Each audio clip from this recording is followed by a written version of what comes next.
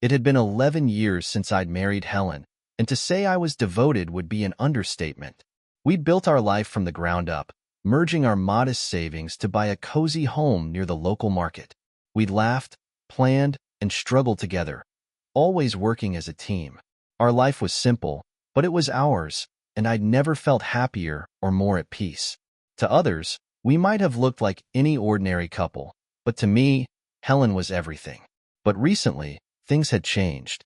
Helen had grown distant, like a fog had settled around her. I noticed she'd become secretive, clutching her phone tightly whenever I walked by, her smile turning hollow, like her mind was 1,000 miles away. I could feel her slipping, but every time I tried to reach her, she brushed me off. One day, the truth dropped out of nowhere, shattering the picture-perfect reality I'd been clinging to. As Helen's distance grew, I tried harder to connect with her, even going as far as making a weekend plan, just the two of us. But when I suggested it, her answer was short and dismissive. "We don't need to waste money on silly getaways," she said, her eyes already shifting away from me. That dismissive tone, the one that brushed me off like a stranger, I'd never heard it before. Her words were cold, yet I could hear an odd flicker of nervousness behind them, like she was holding something back. One night, as she made dinner, I watched her from the hallway, thinking about how she used to hum as she cooked, how she'd always lean in to give me a quick peck on the cheek. Tonight, her posture was rigid, her gaze distant. I decided I had to say something. I approached her and gently placed my hand on her shoulder, but she flinched. "What's going on, Helen? You seem different. Is everything all right?" Her hand tightened around the ladle she was holding.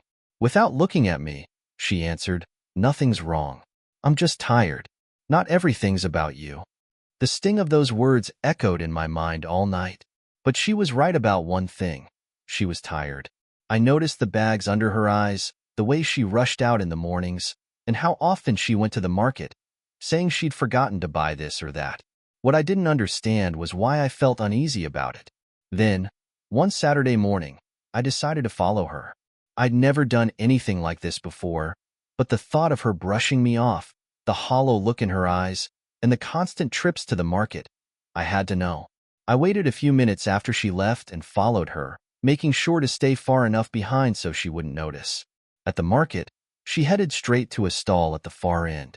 It was run by a man I vaguely recognized, tall, muscular, with a rough charm about him. He worked as a butcher and had that rugged, weather-beaten look that came from handling slabs of meat all day. I watched as Helen approached him, her face softening into a smile that I hadn't seen in ages. She reached out, touching his hand as she laughed at something he said. My chest tightened as I saw the way she looked at him. She hadn't looked at me like that in months. The butcher leaned in closer to her, whispering something that made her laugh and blush. The kind of blush I remembered from our early years together. They talked for a few more minutes, his hand resting casually on her shoulder, too comfortably. Then she took the package of meat he handed her, and they shared one last lingering look before she turned to walk back. I stood there, frozen in place, my mind reeling. It all made sense now. The distant looks, the dismissive tone, the constant market trips. My wife, my Helen, was cheating on me, with the butcher from the market. The walk home felt surreal, like I was living someone else's life. Each step felt heavier as I tried to digest what I'd seen. But amidst the disbelief, a quiet, simmering anger started to grow. I needed answers. But this wasn't something I could confront her about yet. I didn't have the strength to face her betrayal, so I decided I'd gather my own evidence. I couldn't ignore this and couldn't let her just slip away. One thing was certain. Whatever had brought us to this point, I wasn't about to let her betray me without consequences. That night, I could barely sleep, replaying every moment I'd seen at the market. I wondered what Helen had been telling him, what kind of lies she might be sharing, and how long this had been going on. The woman I'd thought I knew had become a stranger in my own home. Every time I heard her laugh at something mindlessly on her phone, my stomach churned, knowing that she'd shared that same laughter with him. The next few days, I tried to keep up appearances, hoping my silence wouldn't give me away. I pretended not to notice the small things, like how Helen constantly checked her phone or how she seemed more preoccupied than ever. Meanwhile, I was planning, keeping track of every little detail she let slip, like what time she went to the market or when she'd tell me she had errands that needed her attention. She'd always been open with me, leaving her phone out in plain sight. But now, the lock screen was as private as a vault. I knew there was more she was hiding, and I was determined to find it. The following Saturday, I went back to the market. I figured if I could catch them together again, I might be able to overhear something, anything that would confirm what I'd seen. I lingered near a fruit stand, blending in with the crowd. Just as I'd expected, she arrived, her face lighting up as she walked straight to his stall. She didn't even look around to check if anyone she knew was watching. I shifted closer, making sure to keep my back turned and my hat pulled low. They stood close, their heads almost touching as they whispered. He reached over, wiping a stray hair from her face, and my hands balled into fists. I could only hear bits and pieces of their conversation, but it was enough. "Your husband?" I caught him asking, his voice low but unmistakably smug. "Don't worry. He's clueless." "Trust me," she replied, her voice light but filled with something that twisted inside me like a knife. The word clueless echoed in my mind, ringing louder than any sound around me. I was the fool, the clueless husband she thought would never catch on. Part of me wanted to march over right then, demand answers, but I held back. Confronting them here, in public, would only create a scene, and scenes lead to explanations. I wasn't interested in explanations. I was interested in the truth, the full, unvarnished truth. I went home that day with a new plan. I would start gathering every scrap of information I could find. I went through our records, checked her bank statements, noting any odd expenses. There were a few charges that didn't make sense, small transactions here and there, but enough to hint that she'd been spending more on her market visits than usual. The following week, I looked up some advice online, reading about how others had handled similar situations. It felt strange and humbling to see so many people had been through this kind of betrayal. I noted every strategy, from tracking phone records to setting up cameras, keeping these possibilities in mind. If Helen thought I was clueless, then I'd play my role. But while she thought she was getting away with it, I'd be watching her every move. Little by little, I would put the pieces together until there was no denying what she'd done to us. The days dragged on painfully slow, each one a careful dance of pretending I knew nothing. Helen went about her routine, completely unaware that every move, every subtle shift, every casual lie was being cataloged in my mind. It felt surreal, like I was watching our life from the outside, a spectator to the slow-motion collapse of everything we'd built together. But I knew that if I wanted to catch her, I had to stay quiet and, above all, stay patient. I decided it was time to search her phone. Normally, I wouldn't have touched her personal things, but trust was long gone now. One evening, while she was showering, I grabbed her phone from the nightstand. My heart hammered as I entered her passcode, one I'd figured out by observing her subtle, everyday habits. The phone unlocked, and a cascade of emotions hit me. My fingers shook as I went to her messaging app, bracing myself for whatever I might find. The messages were brief. She'd kept them short, almost careful. She used odd phrases, code words even, which was either smart or shameful, depending on your perspective. "Got some fresh cuts for you today," a message from the butcher read, followed by a winking face emoji. My stomach lurched at the thought. Helen's replies were equally disturbing, playful, and teasing in a way I hadn't seen from her in years. It was like she'd reserved a special part of herself, a liveliness, just for him. I took screenshots, forwarded them to myself, and quickly erased any trace before setting the phone back on the nightstand. It was damning evidence, and yet somehow, I felt emptier than ever. It was all real now. Over the next week, I went deeper. I checked our credit card statements, noticing repeated charges at a cheap motel just outside town. The dates aligned almost perfectly with Helen's errand days. And then I found receipts for lunches and gifts she'd claimed were for a friend. Her deceit was woven into the fabric of our daily life, showing me how adeptly she'd hidden her secrets in plain sight. It hurt, more than I'd anticipated. Every piece of evidence was a sharp reminder that the woman I'd loved and trusted had been slipping away, slowly but surely, right under my nose. But now I had enough. I wasn't about to let her destroy everything without facing what she'd done. I printed copies of everything I'd found, organizing them neatly in a folder, each screenshot, each receipt, every single detail of her betrayal. As I looked over the pile of evidence, a plan started forming in my mind. I wasn't going to just walk away. She'd shattered our life, stolen my trust, and I wanted her to feel the consequences. I thought about our finances, about how she'd left a trail in the bank records and the joint accounts. She'd been siphoning money here and there to fund her meetings, barely noticeable amounts, but enough for me to trace if I needed leverage. But framing her, that was something else. It wasn't about revenge. It was about setting things right, ensuring she'd understand the weight of her choices. I felt the first glimmer of determination in days, a resolve that felt like strength. I would bide my time, but in the end, she wouldn't get away untouched. That night, as she climbed into bed beside me, I lay still, staring at the ceiling, feeling the quiet resolve grow stronger inside. She had no idea that the end was coming, that she was sleeping next to the one person who was no longer on her side. With each passing day, Helen's betrayal settled deeper, pressing into me like a weight I couldn't shake. But I held it together, painting on a calm facade. I forced myself to smile around her, to act like the devoted husband who suspected nothing. Meanwhile, I was always taking mental notes, tracking her every word and movement.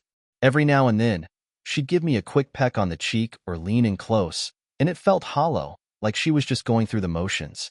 I wondered if she knew how empty those gestures felt to me now, or if she simply didn't care. One evening, Helen mentioned that she needed to pick up a few things from the market after work. She tried to sound casual, but I knew what it meant. She'd been arranging these late trips more often, especially since I'd started keeping quiet and pretending to be more distracted. She thought she had me fooled. "Sure, take your time," I replied, giving her my best oblivious smile.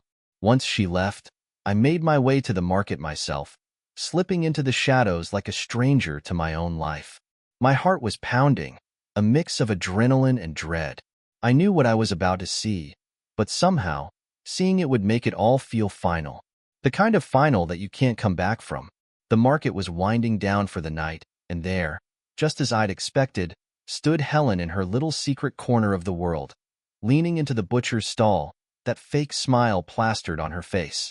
They talked for a few minutes, and then I saw her reach up, adjusting his collar like she was the only one in his world. He reached out, tucking a stray strand of her hair behind her ear.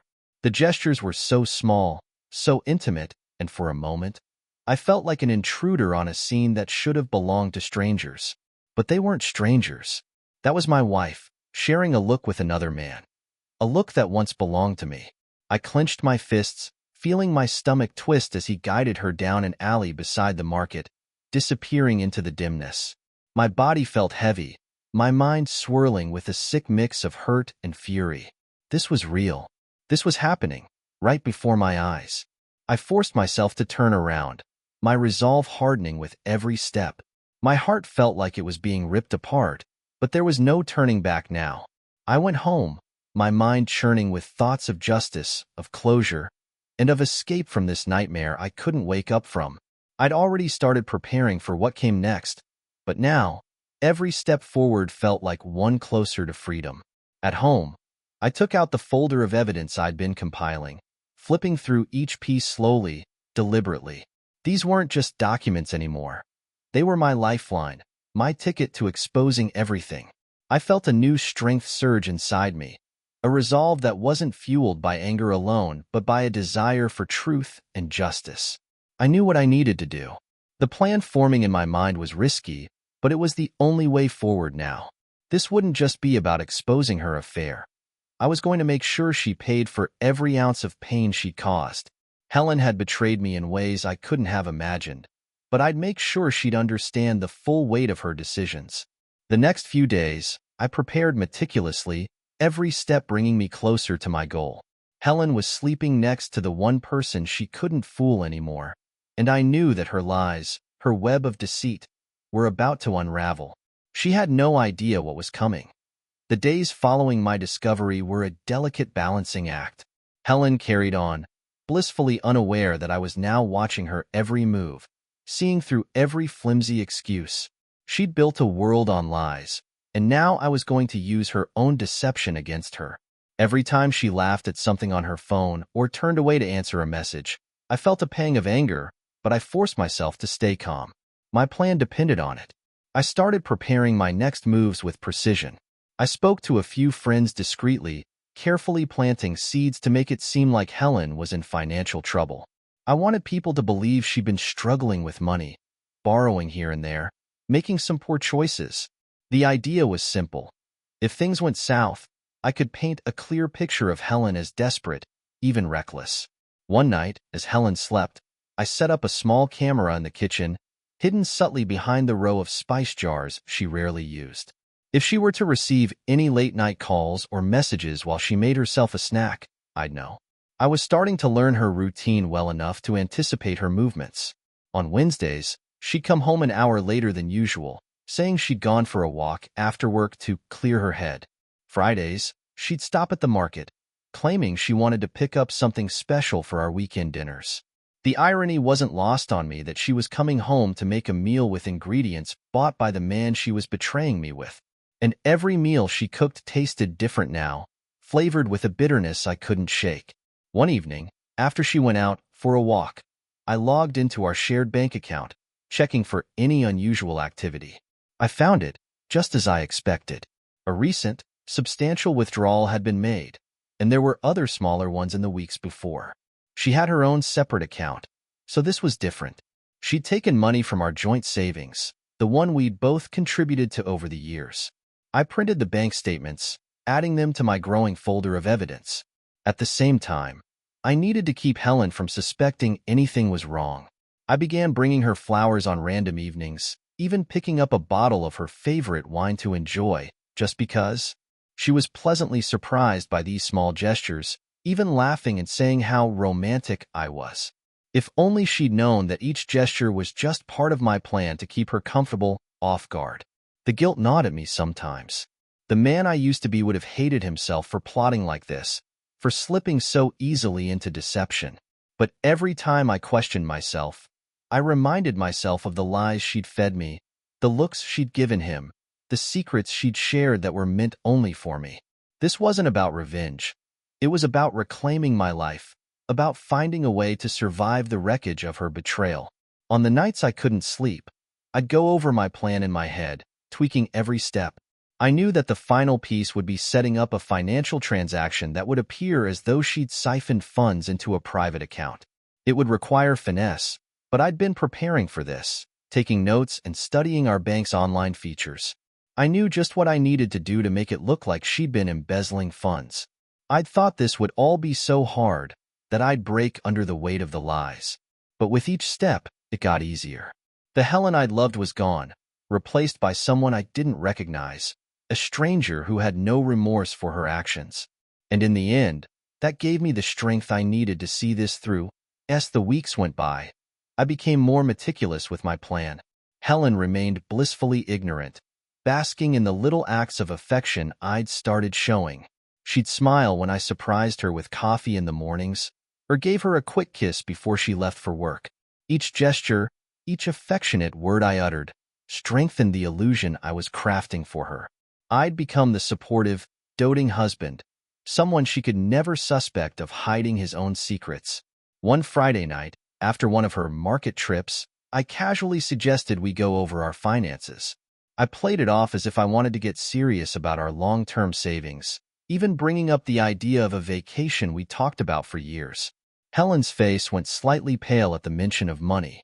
She nodded, but I could see the hesitation in her eyes. If she'd known how much I already understood about her financial habits, maybe she wouldn't have bothered pretending. But she played along, saying it was a great idea. I poured us each a glass of wine, making sure she stayed relaxed and unsuspecting. As we went over the numbers, I pretended to be the concerned husband, suggesting that we keep a closer eye on spending to make the most of our money. Helen agreed, clearly eager to move on from the topic, but I didn't let her off the hook so easily. I casually mentioned that I'd noticed some unusual charges, and her face flushed ever so slightly. She quickly brushed it off, saying they were just some last-minute errands she'd run for work. I nodded along, but the seed of doubt had been planted, right where I wanted it. That weekend, I dug deeper into her online accounts, making sure to document every inconsistency I could find. I wasn't just collecting evidence of her affair anymore. I was building a narrative, one that would show her as irresponsible and deceptive with money. I had enough to create a case if I needed it. A few days later, I took a half day from work and visited a lawyer, someone I'd researched carefully. I laid out the basics, explaining my situation and showing him the folder of evidence. He listened intently, nodding as he skimmed through my documents. When he looked up, his face was serious, a clear understanding between us. He gave me several suggestions, ways to ensure that any financial losses fell solely on Helen should this end in a divorce. But then he offered a twist I hadn't considered. She's siphoning money now, he said. If she takes more or does it in a way that's incriminating, you could potentially press charges. It's risky, but it's an option if you're looking to secure a more decisive outcome. That night, I considered the lawyer's words. The idea was tempting, but risky. It wasn't enough just to gather evidence. I had to ensure Helen couldn't walk away from this unscathed, that her betrayal would cost her something more than just my trust. So I took another step, carefully setting up a small transfer from our account to a private account in her name, an account she didn't know existed. The amount was small enough not to alert her, but enough to raise questions if anyone looked too closely. If she ever noticed the discrepancy and tried to explain it away, she'd look like she was covering her tracks. As the transfer went through, I felt an odd mix of satisfaction and regret, like I was cementing the end of something that once mattered more than anything to me. But it was too late to turn back now. Helen was playing her own game of deception, and I was determined to see mine through. I would wait and let her dig herself deeper, letting her feel comfortable and secure until it was time to show her the consequences of everything she'd done. After setting up the small transfer, I let things settle for a few weeks. Helen, oblivious, continued her routine, but I noticed subtle changes in her behavior. Every so often, I'd catch her watching me with a wary look, as if some hidden instinct was warning her of danger. But whenever I met her gaze, I smiled, giving her no reason to suspect I knew the truth. One night, Helen suggested we have dinner at a nicer restaurant, saying it would be good to connect again. The irony nearly made me laugh, but I agreed, sensing this was another opportunity to reinforce her sense of control. Over the candlelit dinner, she looked at me, saying, "You've been so good to me lately. It's like we're reconnecting." I smiled, offering her a toast. She didn't know that each kind gesture, every word of encouragement, was carefully placed to draw her deeper into the illusion. The moment felt surreal, a husband reconnecting with his wife while plotting her downfall. But in her mind, she was safe, and that was exactly what I needed her to believe. I'd been documenting everything so far, but I wanted more. I decided to install a hidden camera in our bedroom, a small device positioned to capture her late-night phone calls and messages. It felt invasive, even unethical, but after what I'd seen, I needed undeniable proof that I wasn't the one tearing our marriage apart. A few days later, the footage confirmed what I suspected. Helen would slip into bed after texting him, a quiet, self-satisfied smile on her face. Watching her act like everything was normal, like we still had a future together, it burned. But it also strengthened my resolve. I wasn't just exposing her affair. I was setting the stage for her fall, one step at a time. With the hidden camera footage and bank transfers in place, I met with the lawyer again. He suggested that I collect statements from a few mutual friends who had also noticed Helen's erratic behavior. These statements would help solidify her lack of character in case things went to court. Some friends had noticed Helen's preoccupation, the way she'd dodge plans or cancel last minute. They suspected something was amiss, but none had realized the depth of her betrayal. I reached out to a few of them, expressing concern about Helen's recent behavior. It was subtle, but their responses showed they'd been sensing something strange too. With each conversation, the foundation for my case grew stronger. When the time came, no one would doubt who the guilty party was. On a quiet Sunday afternoon, Helen was out, running errands. I decided it was time to confront the butcher.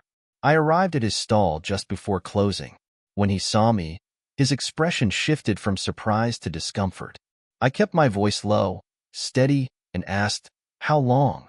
He looked at me, trying to play dumb, but the cold look in my eyes stopped him. "Just a few months," he muttered, not meeting my gaze. "Stay away from her," I said, a veiled warning. "If I ever see you with her again, you'll regret it." He nodded, and without another word, I left, feeling the final pieces fall into place. This wasn't just a betrayal of the heart. It was a violation of trust, and now I had everything I needed to ensure Helen paid the price. That evening, I returned home and acted as if nothing had happened. Over the next few days, I planted more evidence, a few receipts in her car, a second credit card statement with her name on it. I wanted everything to look as though she'd been hiding financial secrets from the start. Every piece was carefully curated, a breadcrumb trail leading back to her. Helen seemed tense, distracted even. She must have sensed that something was wrong, but whenever she looked at me, I met her gaze with the same oblivious smile. Her world was about to crumble, and she had no idea. A week later, I sat Helen down in the living room, my folder of evidence on the coffee table between us. She looked at me, confused. "What's this?" "Everything," I said, my voice steady. "All the lies, the deception, the betrayal. You think I didn't know?" Her face turned ashen as she flipped through the evidence. I watched her closely, waiting for her to deny it, to deflect, to blame me. But she sat in stunned silence, her face a mix of fear and guilt. After a moment, she stammered, I'm sorry." "It's too late for apologies," I replied, my voice cold. "You destroyed us, Helen. And now, you're going to face the consequences." I filed for divorce the next morning, submitting every document, every piece of evidence. My lawyer included the financial records, showing her siphoning of funds. I'd set it up so carefully that it appeared she'd been funneling money for months, making it seem like she was responsible for financial misconduct on top of the affair. In our state, these financial discrepancies combined with the adultery would weigh heavily against her, giving me a clear advantage in any proceedings. If the case went as planned, she'd lose her share of the assets and potentially face criminal charges. The lawyer was confident. I just had to trust the process. A month later, the day of reckoning arrived. Helen, stripped of her dignity and her lies, sat in court as the evidence was laid bare. Friends and family sat in stunned silence, watching as her life unraveled. The judge listened intently, nodding as each piece of evidence mounted against her. The money transfers, the messages, the photos, they painted a picture of deception that was impossible to deny. When the ruling came, Helen was ordered to pay restitution, losing nearly everything she'd fought to hide. She looked at me, her face a mask of despair, but I felt nothing. She had chosen this path, and now she was paying the price. As she was led away, her betrayal exposed and her world in ruins, I felt a strange sense of peace. The woman I'd loved was gone, replaced by the stranger she'd become. And with that final chapter closed, I walked away, ready to rebuild my life from the ground up, this time without her lies.